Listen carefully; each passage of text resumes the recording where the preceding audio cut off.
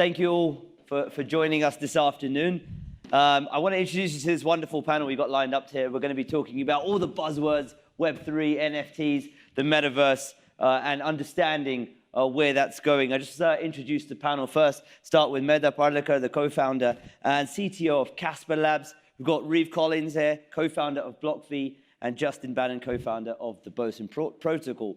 Guys, I just want to kick off with something a bit more macro, though, because we're here in Davos. The blockchain and crypto community are out in force on the promenade against the backdrop of what has been a pretty big market crash in the space. So, and we've seen issues with Tether USD, the stablecoin that sent shockwaves through the market. So against this backdrop, what's happening? I'll start with you, Medha. What is, has this been damaging for your business and for the industry at large, or is it an opportunity? Well, we're going to continue building as we always have in Casper Labs. We've seen these market crashes before in the broader ecosystem, and we see it as an opportunity to just double down and continue building out our ecosystem, bringing businesses online, continuing the process of educating businesses and individuals and developers about the technology. So for us, it's business as usual. And you're obviously dealing with enterprise. Yes, we're focused on enterprises and businesses. You know, and businesses perhaps sometimes a bit more risk averse, some of the larger corporations. I mean, are they looking at this sort of now questioning some of the technology, or are they, what's your conversations like? Well, they're really interested in NFT technology, actually, and they're interested more than tokenizing. They're using, you know, they're avoiding any kind of notion that's going to get the ire of the SEC. So most of the businesses are not interested in tokenization unless it's loyalty tokens or other kind of incentive programs that do not have economic value attached to it. So they're really not affected by this downturn at all. Reeve, what's your take on the situation? Well, it's really interesting, that's for sure. It's unfortunate the money that was lost.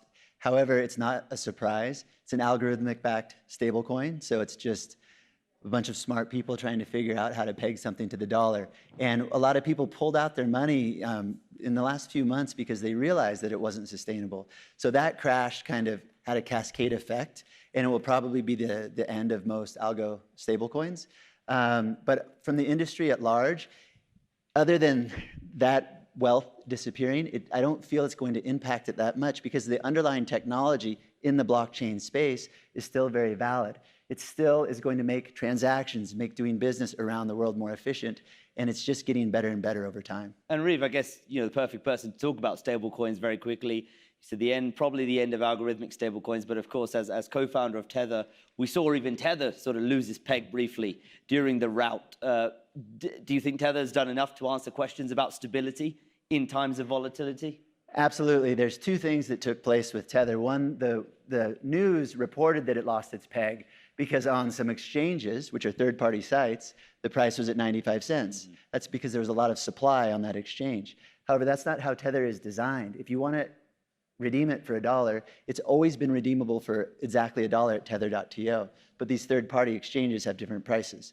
So it didn't lose its peg. And then as far as its stability, the best testament to that was last week. There's $10 to $15 billion in the last 2 weeks or so that have been withdrawn, and it was all withdrawn at $1. And so, I mean, I think that speaks for itself. And just one more, I mean, there's been calls for Tether to be more transparent about what exactly it's in its reserves, what government paper they're holding, what corporate paper they're holding, et cetera, where it's come from and the yields, et cetera. Is that something you'd back?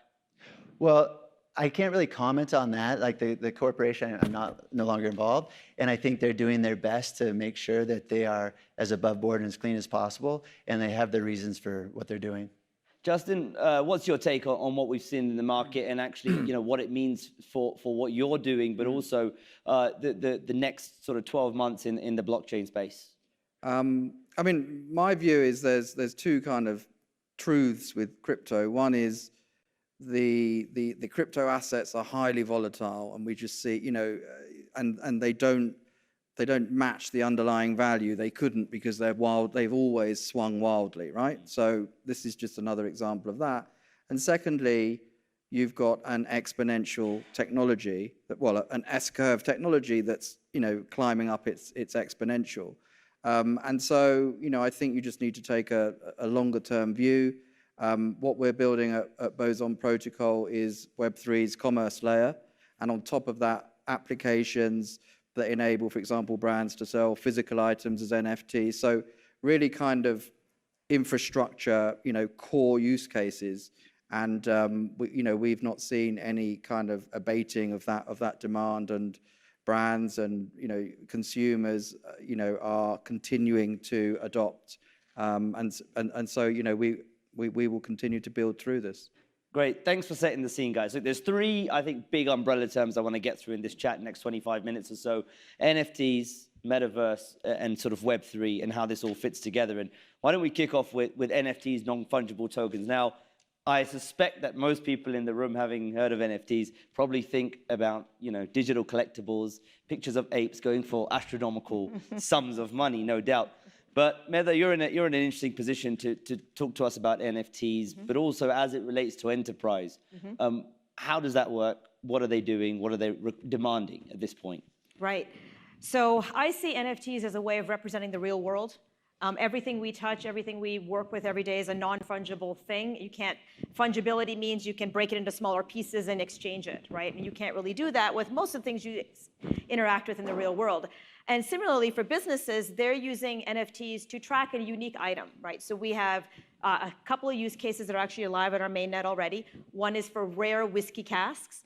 So they were able to get greater price discovery, create a marketplace where they can buy, sell, and trade rare whiskey casks that have very specific storage and custodial requirements. And so they're able to mint the whiskey cask as an NFT and then trade and track and understand what the status of that rare whiskey cask is by looking at the NFT. Casper does support upgradable NFTs, so it's possible for those NFTs to go through a life cycle, which is really, really important for business. We also work with patents. Again, another unique thing that you want to buy, sell, and track, and NFT becomes a really great use case for that. And Reeve, from your perspective, I mean, we've seen a crash in the NFT market as well. Prices come down significantly. But for you, where does the value in NFT lie sort of over the coming years? Absolutely. It's been really interesting to watch the industry evolve. So we created the first ever NFT platform, started it in 2015, did an ICO in 2017 called Block V. And so we've been thinking about this problem for a long time. We never imagined that the first use case that would take off would be pure speculation around images or collectibles. We felt it would be a lot more utility around like tickets and coupons and loyalty and discounts and sweepstakes and things like that. But NFT 1.0 was this massive boom of speculation around the apes and all these things, which is great for the industry because it taught people to value digital objects, and it taught people to how to use a wallet and to get more wallets, because prior to NFTs, it was just purely financial transactions. So that's a smaller audience. Now we have a much wider audience, much more adoption. And where it's going to lead us, because you're right, we had this lots of frothiness, and now there's a bit of a crash. But where it's going to lead us is to utility. So back to what we thought, NFT 2.0 is going to be a lot of utility. And this frothiness paved the way because it educated users on how to use wallets. So it paved the way for Web 3.0. Because of Web 3.0, you'll have a wallet, you'll go to all of your different websites, and in those websites, they will give you NFTs and cryptocurrencies. And so now people will really cherish or place value on these digital objects, where in the past they didn't. So for you, Reeve, you see sort of the utility side of it, the utility token side of it as being more sustainable than what we've seen in sort of collectibles? Well, collectibles will always have their place because digital collectibles are, in some instances, more interesting than the real-world collectibles because they can be programmed to do things. But we've only scratched the surface on the use cases of NFTs. They're going to be highly programmable, and they're going to provide a lot of value to the user that holds them. More importantly, brands are going to lean into it because it's a way for a brand to connect on a one-to-one level with their consumer. And once they have that relationship, it's super valuable to the brand. In the past, the way brands would do it was through an email. No one wants more spam, but people will now accept an object of value because there'll be something tangible to that digital object, meaning it'll be a discount, a coupon, or it'll be something that you don't care about, but since you can put it on an exchange and trade it with someone else, you still get value out of that interaction. Justin, do you agree with that outlook? Yeah, totally. I think we're seeing NFTs go from being basically images to becoming these programmable, standardized, interoperable objects. And so what we use NFTs for at Boson Protocol is essentially like a redeemable NFT, something that contains game theory, that manages the transaction between a buyer and a seller to exchange digital value for a physical item, something that can be bundled and so represent a digital and a physical item. So you can have, for example, a phygital pair of sneakers, which you can buy as an NFT with all of the transaction assurance all baked into sort of game theory, can be token gated, programmable, so you can program like loyalty and reward mechanics into these NFTs as well. So these are like intelligent objects, but because they're all in the same interoperable format, they can all talk to each other. And so I think increasingly, echoing what your other guests were saying, NFTs are bridging between the real world and the metaverse. Meta, as you hear this vision and what you said as well, as a consumer, it's hearing you all describe it sounds quite daunting, sounds quite difficult. I'm going to get all these NFTs, I'm going to have to go in an exchange and trade them. As a user, that might not be what I want to do. And it was interesting speaking to Gavin Wood a few weeks ago, and he mentioned that he doesn't believe, sort of in terms of lots of different tokens will necessarily exist in terms on the crypto front in Web3, because users don't want to be trading in and out of various different so-called cryptocurrencies to use whatever Web3 services look like. So just wondering what you think of that and whether you agree or disagree with that. I don't disagree with Gavin in that. I don't believe that in order for a user to interact with Web3 that they need to buy a cryptocurrency token. In fact, I feel very strongly in that, so strongly that we're building infrastructure to allow for these applications to pay for themselves, right? Because it seems silly that I have to go to an exchange, get an address, get some token, then transfer it to my wallet, and then I can interact with the app, right? That workflow just doesn't work. Yeah. It's not what we're used to, and if we're going to have broad scale adoption, we can't use that. So I do agree with him in that, but I do think that there will be space for plenty of tokens, but I think that they will be invisible to the user. Right? It's not going to be part of the everyday workflow. I feel like it will need to seamlessly integrate with the kind of subscription models that we are familiar with today. Right, so if I'm using an app or subscribing to a service, it's just going to kind of be baked in. It's not something that I really actively have to go out. That's what I see happening, Yeah. yes. What about you? Do you agree? Something along that line? Absolutely. It's ease of use is really key. A lot of you have been in the crypto space for a long time, and it's been the dead opposite of easy to use. It's extremely daunting, but over time, it gets much easier. If you tried to buy cryptocurrency in 2013, 14, it was extremely difficult, but now it's like signing up for an online bank account. It's going to be the same with wallets and NFTs. What's going to take place in the Web 3.0 world is you're going to log into these websites with your wallet. And so it's not buying currencies and trading them. It's just your identity is going to be attached to your wallet. Yeah. You'll log in with your wallet, and then you'll be rewarded for the actions you take on that site, be it NFTs or different tokens that have value. And then you'll have this wallet filled with value that you get to interact with. So I think it will be much easier, especially for the younger generations that grow up purely digital, and they'll be so used to buy, selling, and trading these digital objects because it's fun for them, it's entertainment, and it's valuable. Yeah. Justin, I want to pick up with you on sort of NFTs, but how it also relates to this idea of the metaverse, and perhaps help our audience and those watching understand what we mean by metaverse, because it seems to mean something different to different people, different companies as well. And at this point, it's easy to argue that it's actually just more of a marketing term, buzzword, than actually something that has real business promise at this point. Where do you fall on this debate? Well, I think we're at the early stages of a completely new interface for the web, and if you look at sort of Web 1, when e-commerce first arose, and for example, Amazon was doing e-commerce before it was probably viable on the technology, and that's the time to start. I mean, at Boson Protocol, we recently hosted Metaverse Fashion Week. There were about 70 brands, all selling digital, physical, and phygital items. And the opinion of most of these brands is, it was like the web, mobile, and now it's the metaverse. And so it's a must-have for them to get involved.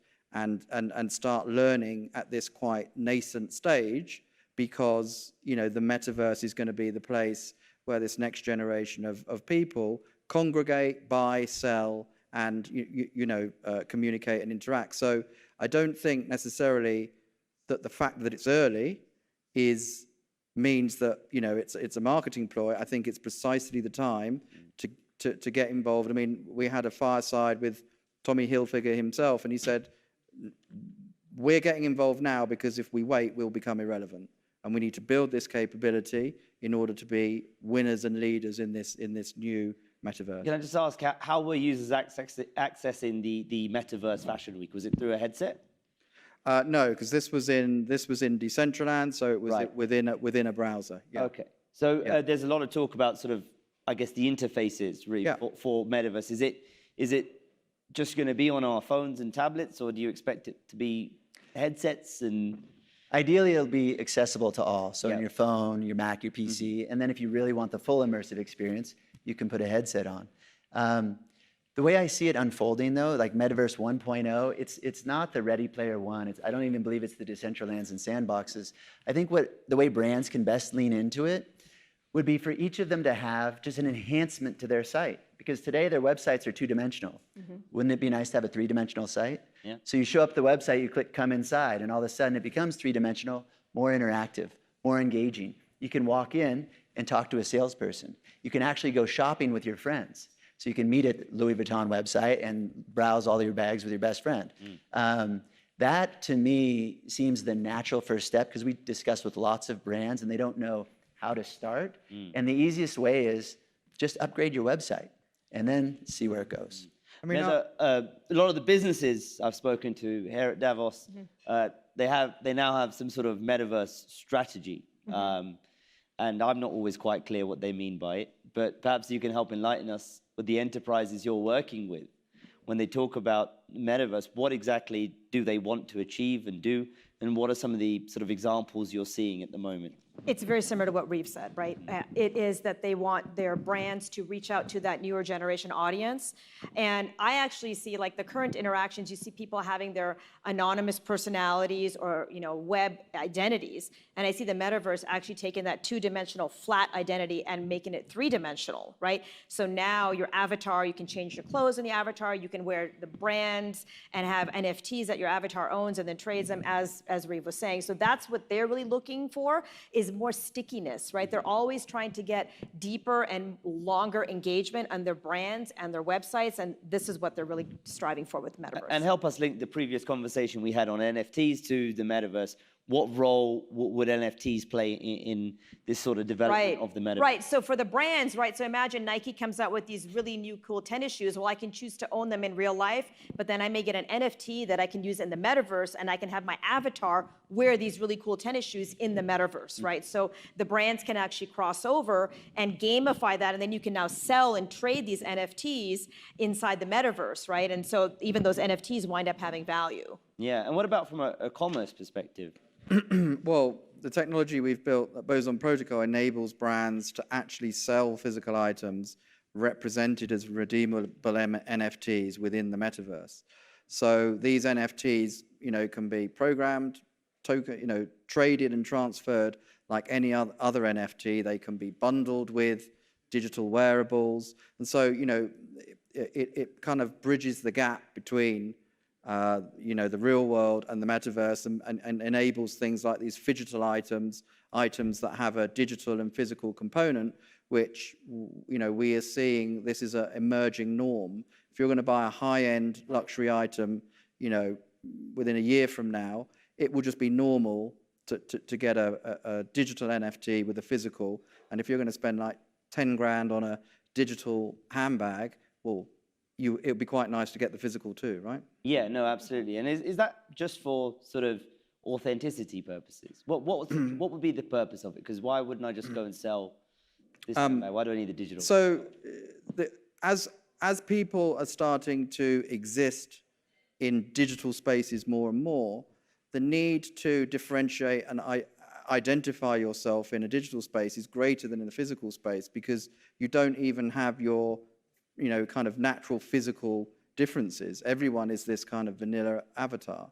And so being able to paint onto that blank canvas and express yourself is even more important in the metaverse. And I think what we're seeing is the same trend that we see with humans, where, you know, we've all got like these digital shadows. It's very unusual to meet someone who doesn't. Likewise, objects. You know, objects are increasingly going to have a digital component, which is all, you know, that can be bought and sold, and the transfer of the physical happens as part of that digital trade. Great. So we've done Metaverse, we've done NFTs, and I guess if we just zoom out a bit, we can talk about what this is all part of Web3. And so again, it's a term that I found, depending on who I speak to, it depends on the way that they sort of define it. So Riv, I'll kick off with you then. You know, what is Web3? What does it mean? And how is it going to affect our lives? I think it's the best natural evolution of the web that we've seen. It's the best manifestation of what we can do on the internet. And when you look at Facebook and Google and Apple, especially the developer platforms, and they take 30% and everybody complains.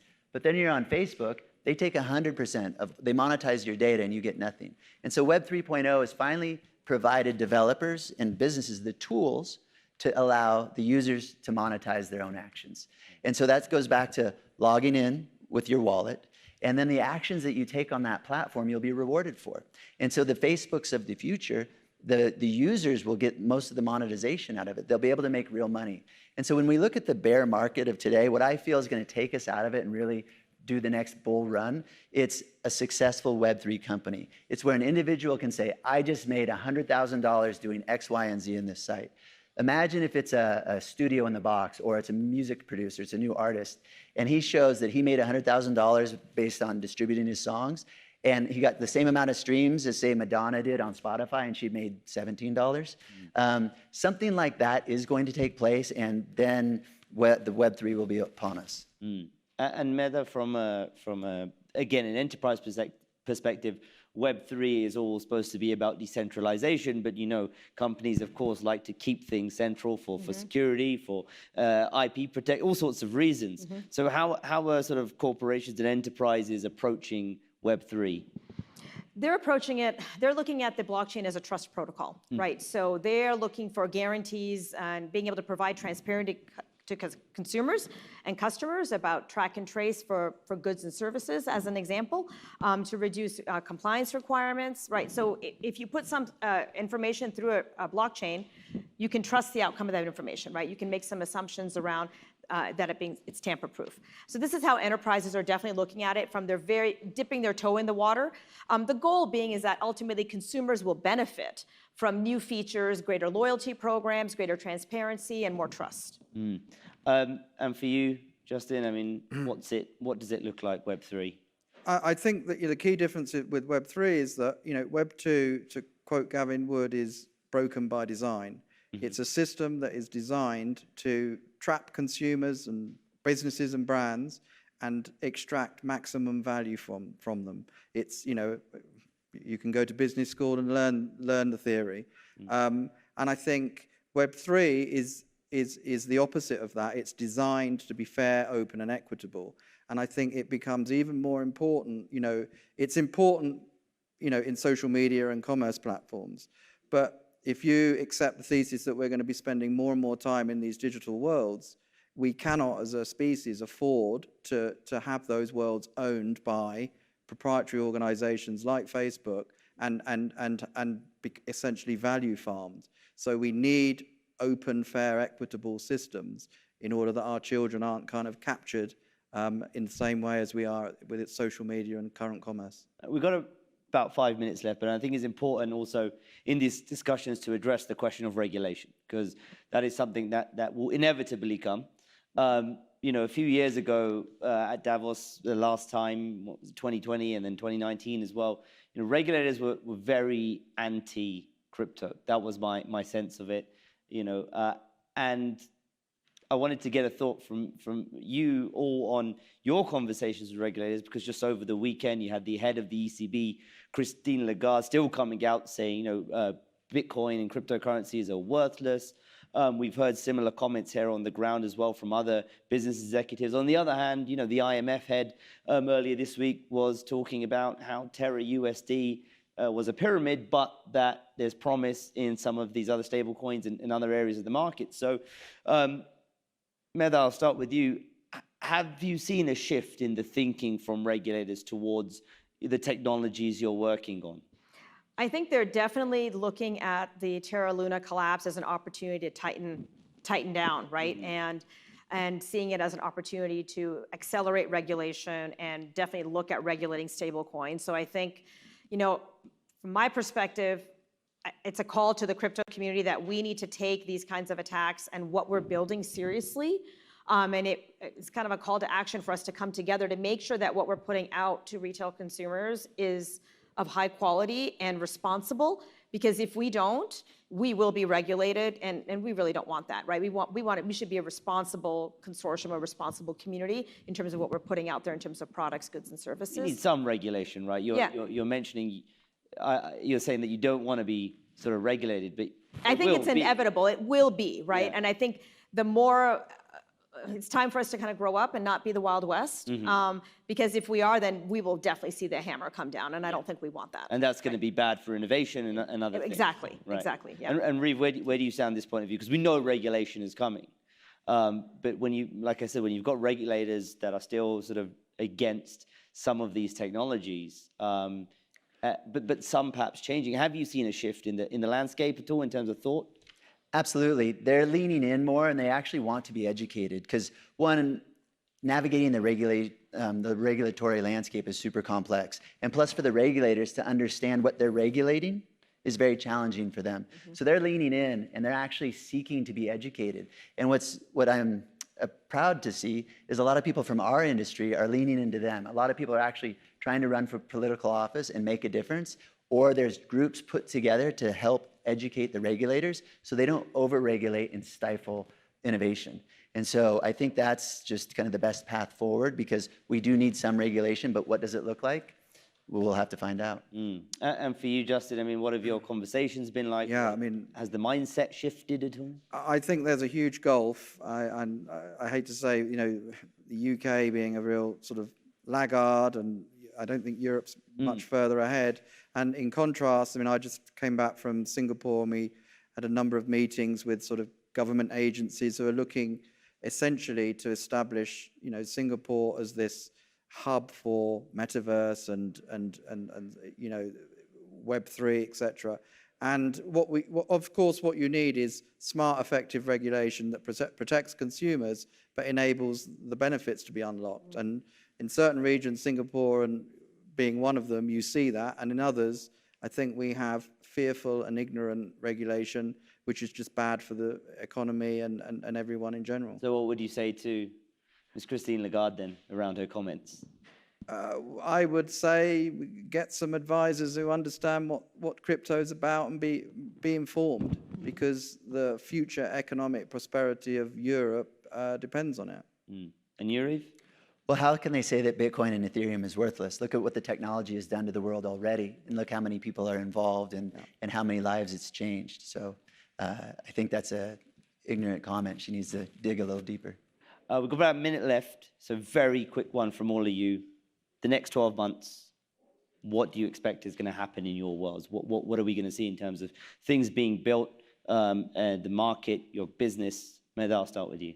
Oh, well, our goal is to bring several projects live on mainnet, and we'll be releasing a lot of our DeFi infrastructure on Casper. So we're looking forward to continuing building and educating and growing the ecosystem. Great. And you, Reeve, your outlook?